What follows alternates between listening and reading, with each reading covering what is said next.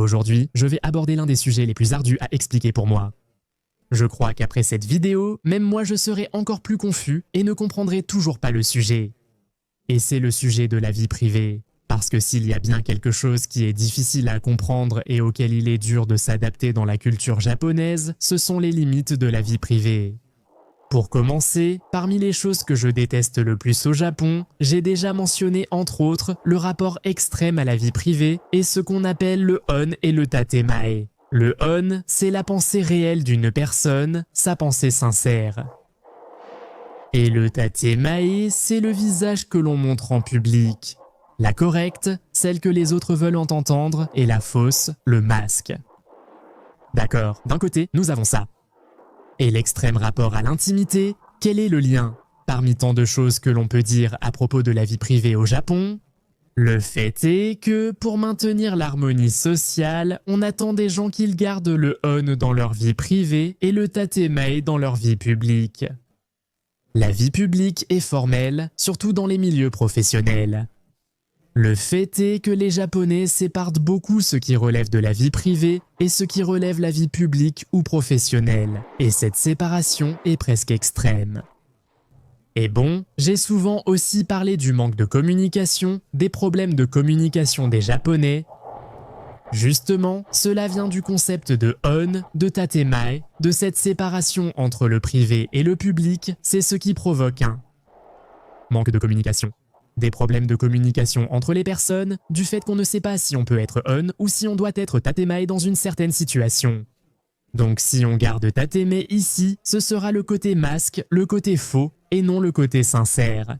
Et quand ce n'est pas sincère, il y a un problème de communication. Et ça, c'est très typique des Japonais. Et cela vient d'une question de respect de la vie privée et de la distance avec les autres. Pourquoi parler de vie privée s'il ne s'agit que de communication ?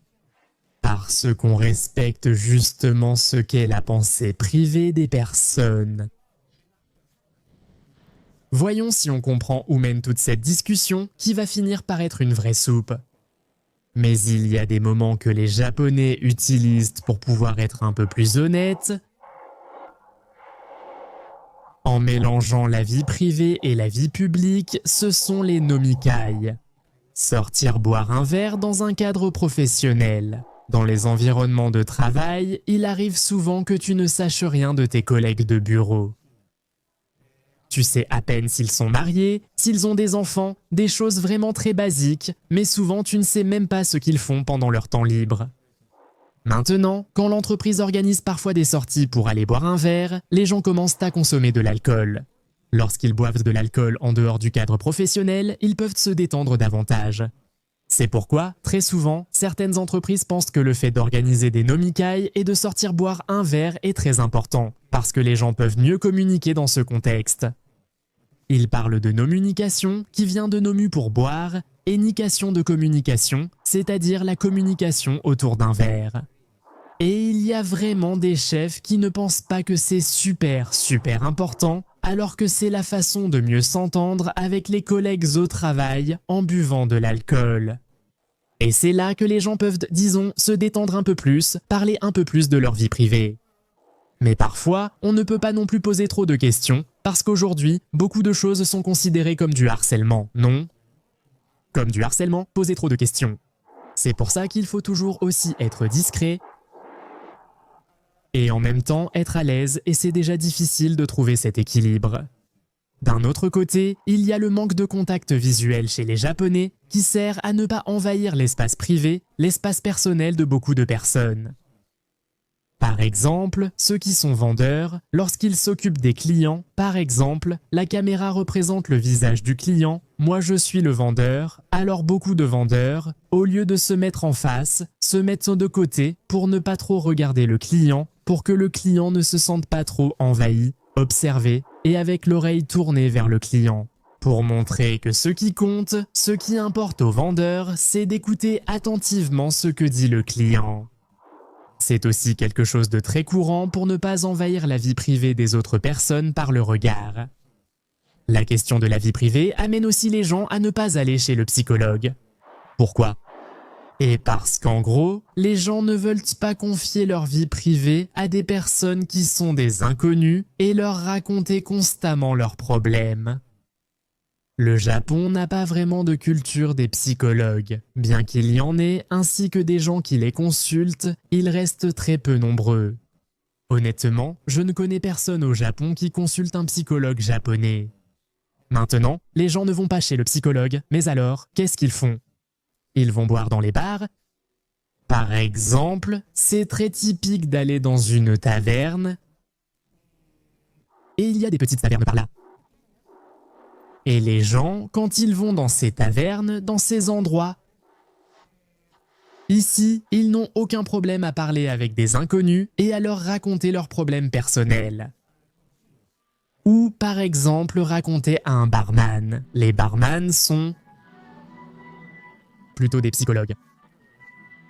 Dans les petits bars, raconter ces histoires au barman est très courant. Et ce sont des ambiances assez classiques où les gens sortent pour raconter leurs problèmes autour d'un verre. Et pourquoi le font-ils avec des inconnus? Et parce qu'ils ne les reverront jamais. Et les barman, ils savent qu'ils sont à l'écoute constante des problèmes des gens.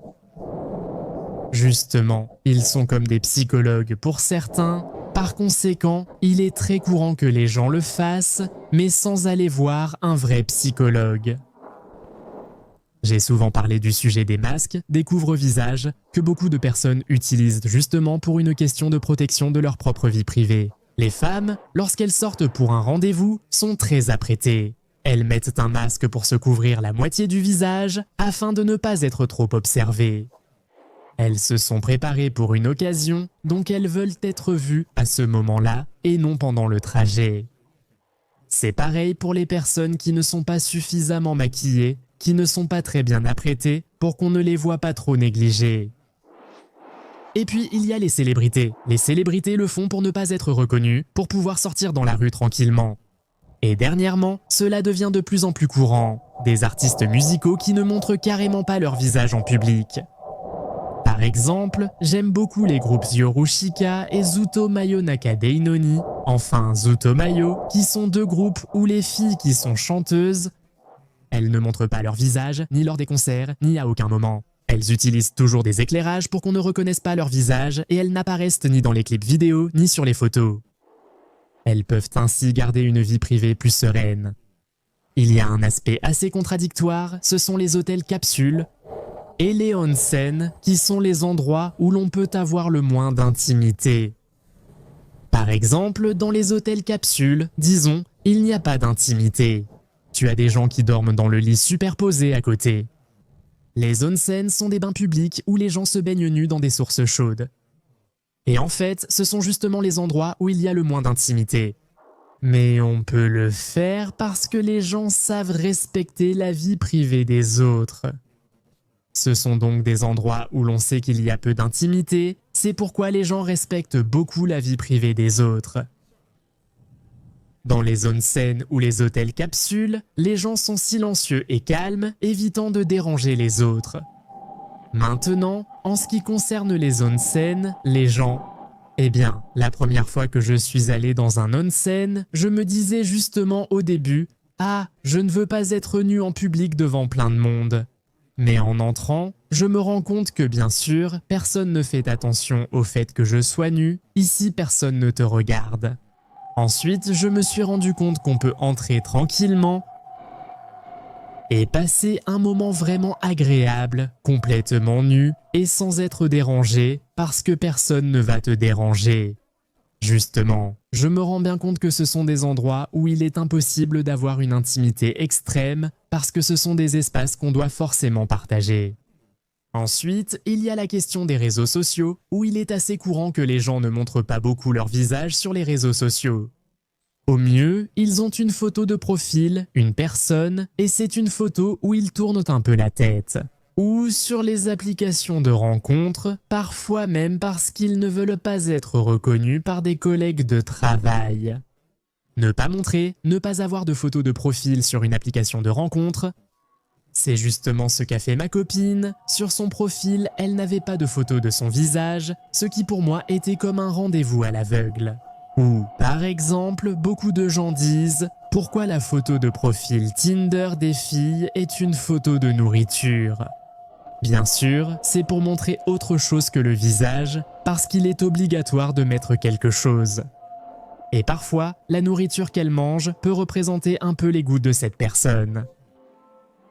Et bien sûr, c'est quelque chose d'assez étrange au Japon, et la vie privée.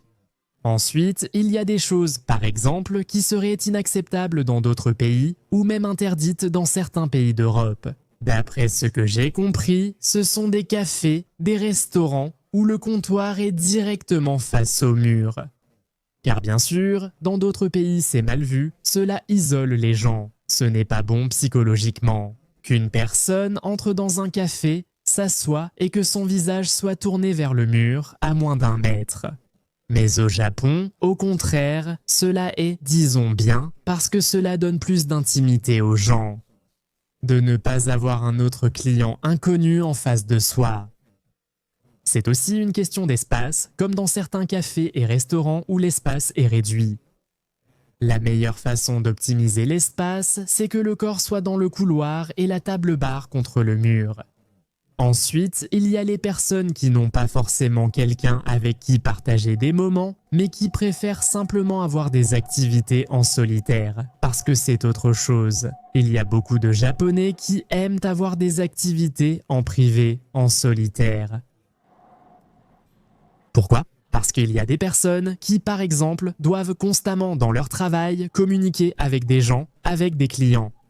Ces personnes doivent utiliser un langage très soigné toute la journée.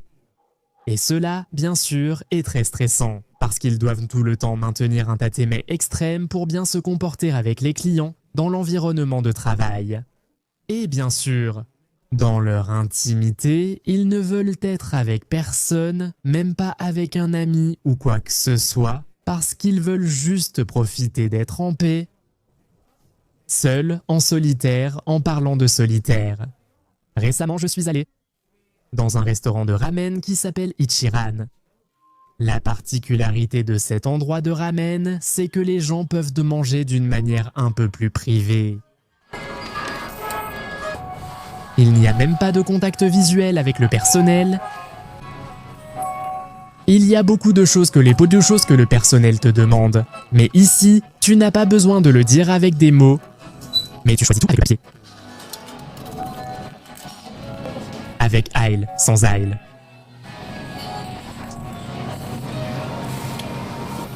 Il y a un peu d'aide en anglais pour le touriste. Je ne sais pas comment commander. Je m'en vais pour un moment. Je sens qu'il y a beaucoup de bruit.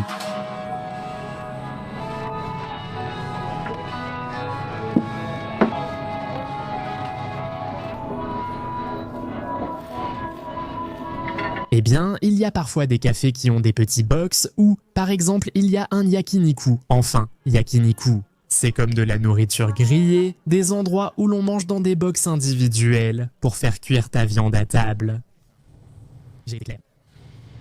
En dehors du Japon, sortir manger dehors est surtout quelque chose comme un barbecue, c'est une activité à faire en compagnie, évidemment, mais pas au Japon.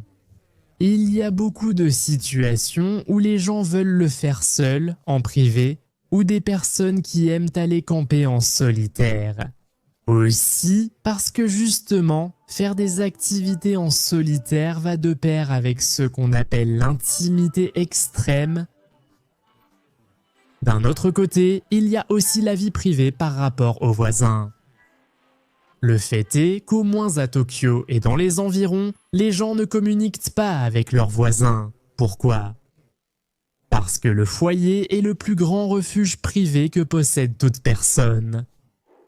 Beaucoup de gens peuvent avoir un visage dans le milieu professionnel, mais dans la vie privée, à la maison, la personne peut donner une image complètement différente. Et c'est pour cela que beaucoup de gens ne communiquent pas du tout et ne parlent pas avec leurs voisins. Parce qu'ils ne veulent pas entrer dans cette sphère plus privée que possède l'autre personne, n'est-ce pas ? Eh bien, surtout quand il s'agit par exemple d'appartements de célibataires, de très petits appartements où il n'y a pas de famille. Quand il s'agit de famille, là, les gens ont tendance à socialiser un peu plus, surtout celles qui sont femmes au foyer qui socialisent un peu plus. Ce n'est rien d'étrange. Avant, par exemple. Jusque dans les années 80, peut-être que des magazines People, par exemple, publiaient l'adresse des maisons de célébrités. Aujourd'hui, c'est totalement impensable, mais avant, c'était quelque chose qui arrivait. Et, bien sûr, avec l'apparition de problèmes comme ceux-là, ce niveau d'invasion de la vie privée, on a créé plus de lois et de règles pour protéger la vie privée des personnes. Ce qu'on appelle le Kojin-Joho, ce seraient les statuts de confidentialité. Et le problème, c'est que cela atteint déjà un point un peu extrême. Parce que, justement, comme j'ai déjà fait une vidéo précédente sur les Japonais qui disparaissent sans laisser de traces, le fait est qu'au Japon, les gens peuvent disparaître assez facilement. Parce que les lois protègent la vie privée des personnes. Et même si tu es proche de quelqu'un, tu ne peux pas rechercher une personne, tu ne peux pas aller à la police pour chercher une personne qui a disparu intentionnellement. Et en fait, j'ai aussi dit au début de la vidéo que c'était l'une des choses que je détestais le plus au Japon. Parce que la question de la vie privée atteint parfois un point assez agaçant, surtout si tu es youtubeur comme moi. On voit, par exemple, à la télévision, il y a plein d'émissions où, par exemple, dans des situations policières, on entend les voix déformées et tout le reste. Mais tout, 100% de ce qui est l'image floutée, c'est-à-dire des ombres qui bougent avec des voix déformées. Pour dire, je ne sais pas, des cas où ils attrapent un délinquant ou quelque chose comme ça. Mais pour protéger la vie privée de la personne et ne pas montrer le quartier, il faut tout flouter.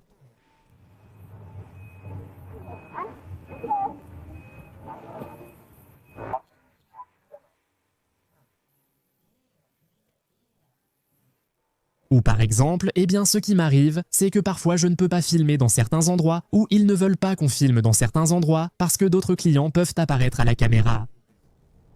La fois où par exemple je suis allé au parc Ghibli, le soir j'étais allé dans un restaurant où ils servaient des plats à thème Ghibli. J'avais presque tout fini d'enregistrer, mais le problème est qu'après avoir terminé, j'ai coupé. Et la fille à côté de moi me dit « Excusez-moi, pourriez-vous, s'il vous plaît, arrêter d'enregistrer ?» Pas de problème, je dis. Et Picha, ma copine à côté de moi, me demande ce qu'elle a dit. Elle dit « Non, elle ne veut pas que tu filmes.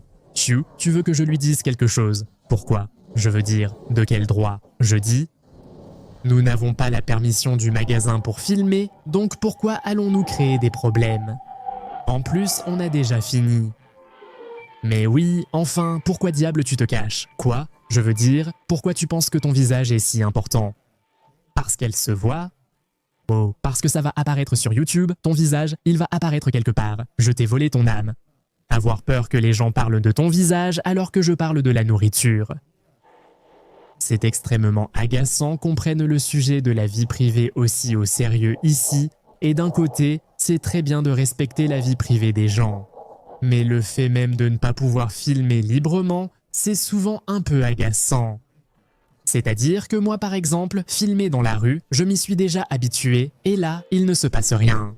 C'est très rare qu'on te dise quelque chose, mais dans des endroits privés, comme les restaurants et tout ça. Et il m'est déjà arrivé qu'on me dise une fois que dans les restaurants, je ne dois pas demander la permission de filmer. Parce qu'ils te font tourner en rond, ils ne te laissent pas faire, enfin, ils te surveillent beaucoup. Par exemple, lors du ramen tour que j'ai fait dans plusieurs restaurants de ramen de mon quartier, je n'ai demandé la permission nulle part, j'ai tout fait en parlant à voix basse, un peu en cachette. Parce que demander la permission dans chacun des endroits, ça allait être compliqué. Ça allait être compliqué de ne pas montrer les autres clients. Ils disent qu'il ne faut pas montrer les autres clients. Ou bien ils veulent d'abord vérifier qui tu es. Ou ils te disent de revenir un autre jour pour filmer, car aujourd'hui ce n'est pas possible et qu'ils doivent vérifier. Les caméras de sécurité, c'est quelque chose qui ne sert pas à grand-chose. On ne peut y accéder que dans des cas extrêmes, quand la police a absolument besoin d'y accéder pour résoudre une affaire. Au fait, ici nous avons l'extrême droite, qui fera probablement un discours. Merci de ne rien m'avoir dit, car parfois ils peuvent te dire de ne pas filmer quelque chose de l'extrême droite. Bon, le truc c'est que très souvent il peut arriver que, par là, on te vole quelque chose. Tu demandes de vérifier les caméras après le vol, mais ils refusent sans explication. Tu te questionnes sur les raisons de ce refus. Non, parce que c'est pour la protection de la vie privée de toutes les personnes que tu ne peux pas regarder n'importe qui. Ça n'a pas de sens. Sérieusement, combien de fois les caméras de sécurité ne servent à rien? Du moins pour ne pas protéger les gens pour des broutilles, il faut vraiment que ce soit des cas très graves. Et normalement, si on doit vérifier une caméra de sécurité, c'est tellement important que ça passe aux infos. Je pense que si ce n'est pas passé aux infos, ces caméras de sécurité n'ont jamais été vérifiées. En conclusion, les Japonais respectent beaucoup la vie privée des gens, mais parfois ça atteint une extrémité vraiment stupide, ce qui, au moins pour moi, me met vraiment en colère. Qu'est-ce que tu veux? C'est comme ça. J'espère que vous avez saisi l'essentiel de ce mélange sur la vie privée et le Japon. Malgré tout, j'espère que vous avez appris quelque chose. À la prochaine fois. Salut à toi, ta famille, ton animal de compagnie et ton voisin. Salut!